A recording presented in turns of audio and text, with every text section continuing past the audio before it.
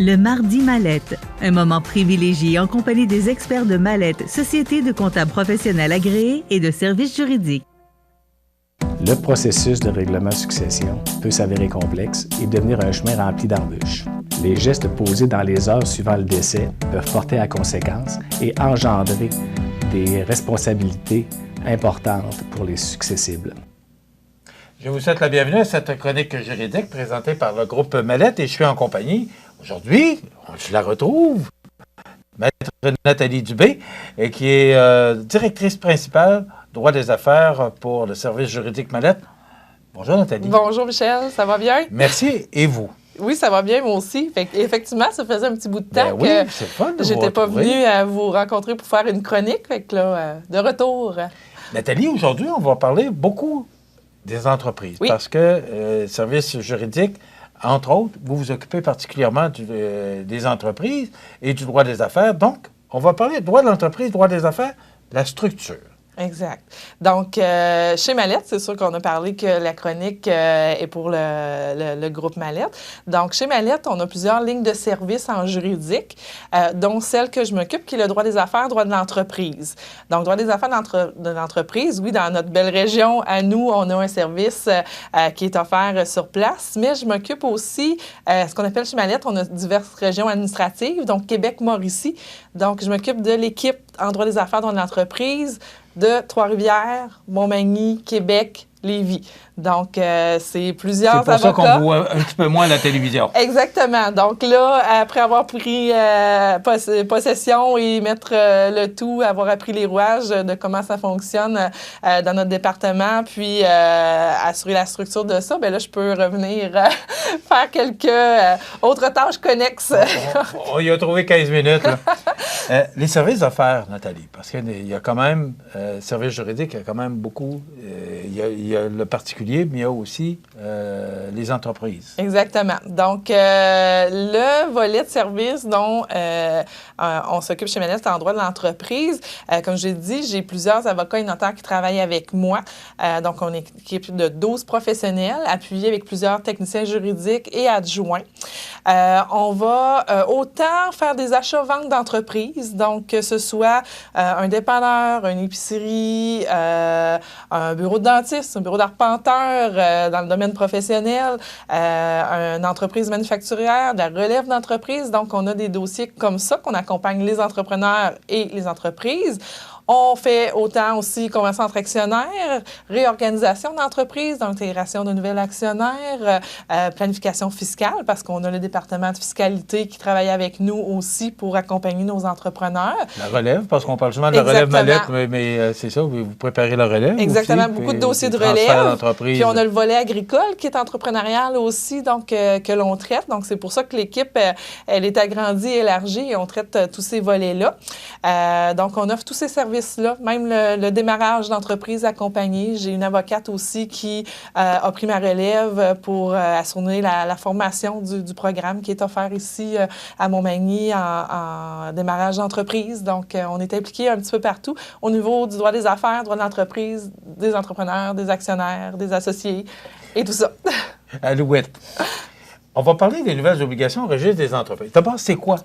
Le registre des entreprises. Le registre des entreprises, c'est une entité gouvernementale où est-ce qu'on retrouve l'immatriculation, donc l'inscription de toutes les entreprises. Vous voyez, je n'utilise pas le mot compagnie ni société parce que toutes les entreprises, on peut avoir des entreprises individuelles, le travailleur autonome, qui parfois doit s'immatriculer au registre des entreprises. Il vient mettre ses informations au niveau public. Ces informations, donc son nom d'entreprise, qui est l'actionnaire, l'associé ou l'individu derrière cette entreprise-là, puis vraiment les obligations qu'il doit faire, mettre à jour à chaque année ce registre-là, dévoiler qui sont les actionnaires, qui sont les associés, qui sont les administrateurs.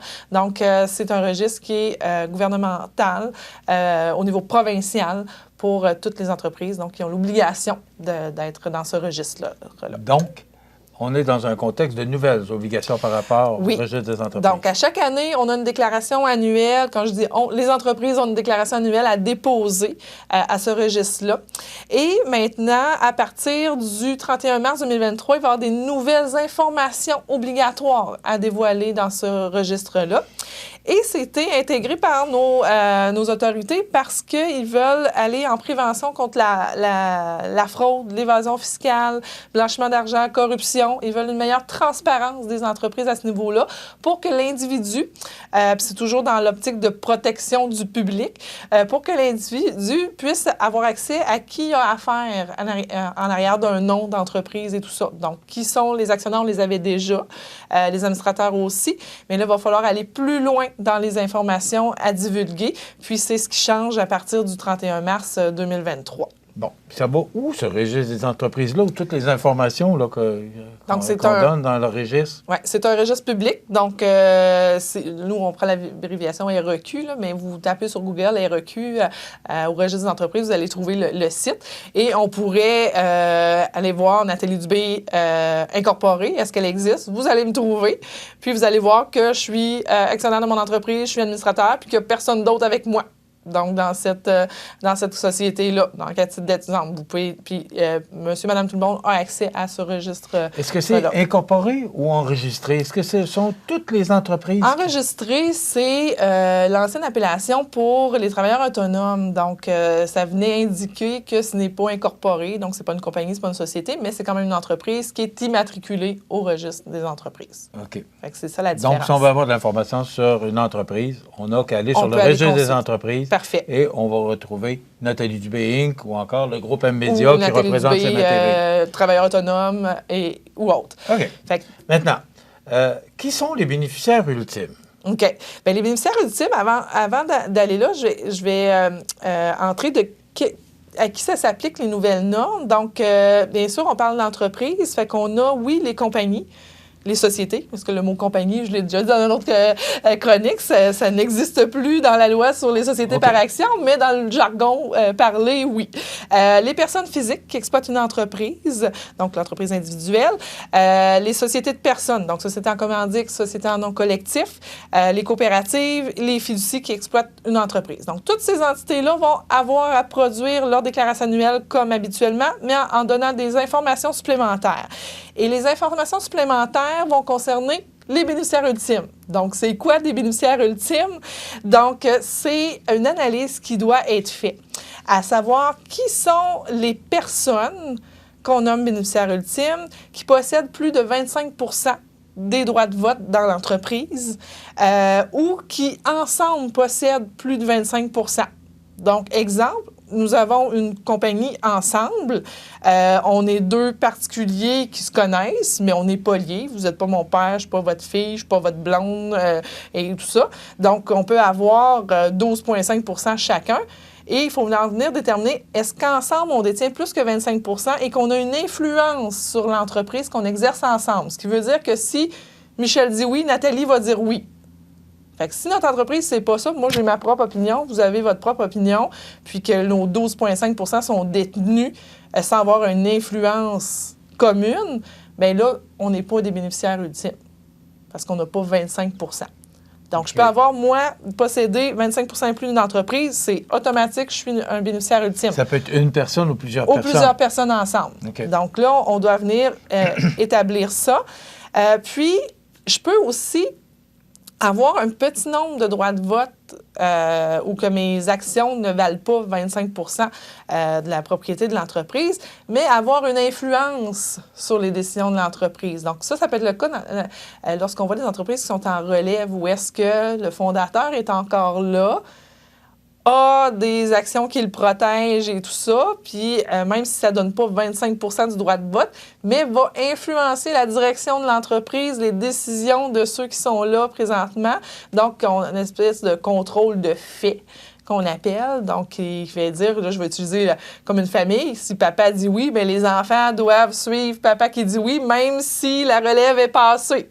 Donc, c'est peut-être des cas comme ça, si je veux l'imager de façon très simple. Là, c'est sûr que je n'entre pas dans les détails techniques qu'on va analyser. Rapidement, parce que le temps passé, mais ça sert à quoi, tout ça? C'est que ça vient, vous avez sûrement déjà entendu parler, les contre-lettres, les prête-noms. sais, des gens, on peut utiliser quelqu'un d'autre pour s'incorporer, faire nos affaires, mais notre propre nom à nous n'est pas là parce que c'est quelqu'un d'autre qui agit pour nous, puis on a un contrat entre nous pour pas rendre public. On le voit ça souvent dans les prêts d'argent. Donc, la personne qui a les fonds pour faire du prêt privé n'apparaît pas au registre pour ne pas se faire solliciter directement et tout ça. Donc, utiliser quelqu'un d'autre. Fait que les gouvernements veulent enlever ça, veut que ce soit transparent, que ce soit les vraies personnes qui soient là, puis qu'on sache que même si c'est Nathalie qui est écrit, bien, on le sait que c'est Michel en arrière qui, finalement, opère cette business-là. Donc, si je le mange en mots simples, là, donc c'est comme ça. La conformité aux nouvelles obligations? C'est en déposant notre déclaration annuelle, donc après le 31 mars. Puis, ce qu'il va avoir à déposer, c'est vraiment l'identité des personnes qu'on a nommées bénéficiaires ultimes, leur date de naissance. Ça ne sera pas public, par contre. Ça, le registre va avoir l'information. Il va falloir aussi envoyer une pièce d'identité. Donc, on est habitué maintenant de fournir nos pièces d'identité courtier immobilier, aux institutions financières, à votre notaire, à votre comptable, au droit de vote. Mais maintenant, au registre des entreprises, les administrateurs et actionnaires devront fournir une pièce d'identité pour pouvoir faire leur obligation annuelle. OK. Moi, je fais affaire avec vous. Oui. Donc, il faut que je fasse... Oui, vous êtes assujetti. Il faut que je le fasse quand? Parce que là, les gens disent, ouais, mais un peu, comment, est-ce que c'est notre notaire qui va nous appeler? Comment ça fonctionne pour qu'on soit conforme, là? Donc, généralement, pour être conforme, ça va dépendre de votre fin d'année financière. Donc, l'obligation, elle existe à partir du 31 mars 2023. Toutefois, donc, si votre fin d'année financière, je vais prendre l'exemple du 31 octobre, vous avez 6 mois pour déposer votre déclaration annuelle. Si vous la déposez avant le 31 mars, vous n'avez pas à fournir vos pièces d'identité. Je vais m'en tenir à la pièce d'identité. Si vous la faites après le 31 mars, vous allez avoir à fournir la pièce d'identité. Donc, on va prendre au acquis qu'à partir du 31 mars, les fins d'année 31 mars, l'obligation va s'appliquer. Votre juriste, oui, peut vous accompagner là-dedans. Et justement, si vous faites affaire avec nous, que vous faites partie de notre service corporatif annuel, qu'on a déjà parlé aussi dans une ancienne chronique, vous allez avoir une communication de nous parce qu'on a souvent déjà votre pièce d'identité qui est dans votre dossier client puis qui n'est pas accessible autrement.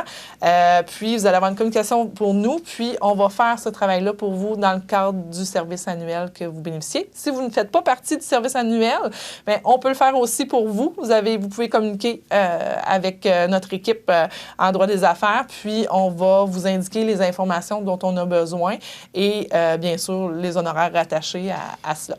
Quel est l'objectif ultime de tout ça? Parce que c'est quand même l'ouvrage pour tout le monde, que ce soit pour vous ou encore pour l'entrepreneur, c'est de l'ouvrage. C'est quoi l'objectif ultime de cet exercice-là? C'est sûr qu'il nous l'explique comme protection du public, la transparence, s'assurer que les personnes qui sont au registre, c'est les vraies personnes qui sont dans l'entreprise. Je ne dis pas que tout le monde cache des choses, mais ça peut arriver qu'on n'a pas les bons personnages. Donc, lorsqu'on va consulter le registre, ça met une obligation supplémentaire de vérification d'identité qui existe au registre des entreprises, ce qu'il n'y avait pas avant. On déclarait les informations, mais il n'y avait pas une vérification d'identité. Maintenant, on ajoute la vérification d'identité pour savoir vraiment les personnes qui ont de l'influence dans l'entreprise.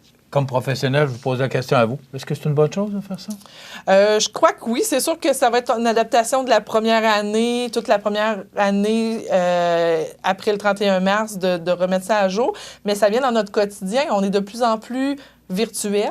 On doit s'assurer que la personne avec qui on transige de façon virtuelle, on a la bonne personne. Parce que, tu sais, vous pouvez me donner votre courriel, votre mot de passe, puis je peux cliquer pour signer les documents qu'on vous envoie. Fait qu'on veut éviter ça.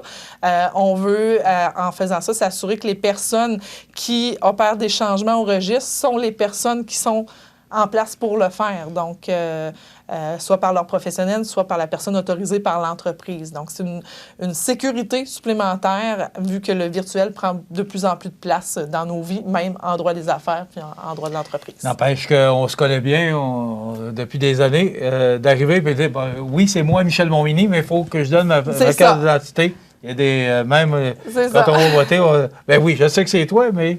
Bien, comme notaire, nous, on est déjà habitué de prendre des pièces. Donc, même si vous venez signer quelque chose avec moi, je vous connais, je sais qui, j'ai pas un hologramme ou un clone avec moi, je suis obligée de vous demander votre pièce d'identité quand même parce que je suis assujettie à des normes avec mon ordre professionnel qui... Et vous prenez une copie d'ailleurs de la oui, pièce d'identité. Oui, on prend une copie, puis c'est chiffré dans votre dossier, non accessible aux autres, donc seulement à votre professionnel. Puis, c'est comme ça. Puis, que ça va être transmis aussi au registre des entreprises. Donc, tout ça va se mettre en place d'ici le 31 mars. Alors, ces changements-là vont s'effectuer prochainement, on le dit, 31 mars. Donc, pour avoir plus d'informations, je vous invite à communiquer avec l'équipe de Maître Nathalie Dubé pour le service juridique Mallette au 248 57 77. Vous aurez toute l'information parce qu'il y a beaucoup de choses à retenir là-dedans. Oui. Et ça ne se fait pas en 15 minutes. Exactement. Merci beaucoup. Merci. Maître Nathalie Dubé, dans le cadre de notre chronique juridique présentée par le groupe Mallette, voilà, ça complète. Le Mardi Mallette, un moment privilégié en compagnie des experts de Mallette, société de comptables professionnels agréés et de services juridiques.